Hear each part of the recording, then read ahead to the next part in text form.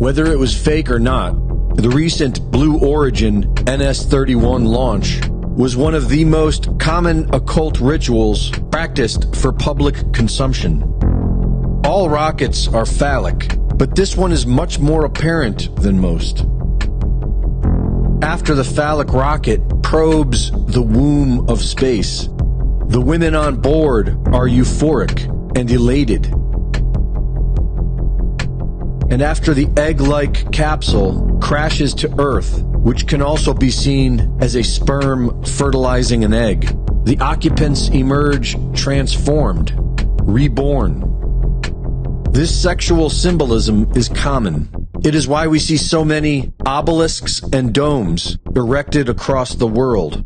Breeding is a very big part of this human farm, and symbolizing the sexual act of reproduction can be seen throughout all of recorded time, including most of America's rocket history. Rockets and rituals have gone together for a long time.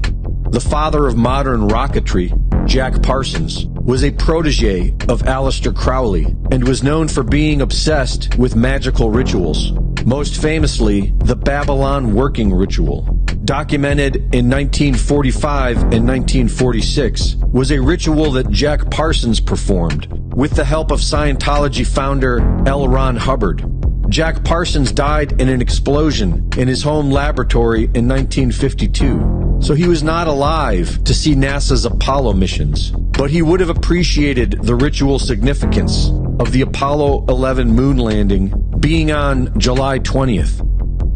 The occult philosophy of Aleister Crowley, which Jack Parsons practiced, relied heavily on ancient Egyptian mythology, as did the Freemasons.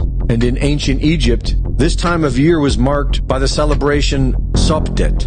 It signaled the start of the new year and was linked to themes of Osiris, the god of death and rebirth, who was represented by Orion.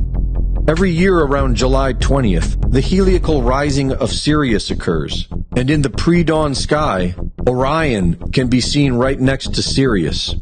These are the dog days of summer, named after the dog star Sirius, and it is the season of celebration for Bohemian Grove. This time of year was so important to the ancient Egyptians, it was memorialized in the alignment of the 3 pyramids on the Giza Plateau. Officially, the first moon landing took place on July 20th, and before stepping onto the moon, Buzz Aldrin conducted a private communion ceremony, a Masonic ritual akin to the Egyptian rites of Osiris. The Viking 1 was originally scheduled to land on Mars on July 4th, 1976, America's bicentennial, but ended up landing 16 days later on July 20th. Osiris symbolism is woven into the patches of NASA's most iconic missions. NASA, which has become known as Never a Straight Answer for its infamous history of deception, has been accused by many of faking the Apollo moon missions. And with the recent disclosures of exotic propulsion technologies, the archaic rocket seems to best satisfy the purposes of dramatic sexual occult rituals presented to the public. The recent Blue Origin rocket launch was not on July 20th, but it was during the time of another deity tied to death, rebirth, and renewal. Ishtar, goddess of ancient Babylon. Worship of Ishtar involved sex magic, which was practiced during the Babylonian New Year festival, Akitu, celebrated in March and April when the world is reborn in the spring. The apparent sexual symbolism and the all-female crew acting out a dramatic transformation are definitely the hallmarks of earthbound occult rituals.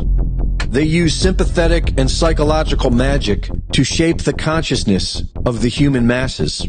The fakeness of it all only gives it more attention, which these rituals require. And as humanity is herded into the brave new age of Aquarius, the old will be exposed and destroyed to make way for the new. Greg Reese reporting.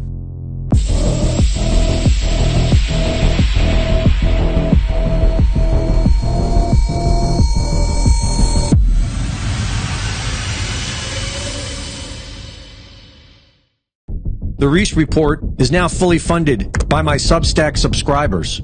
Subscribe today and support my work at gregreese.substack.com.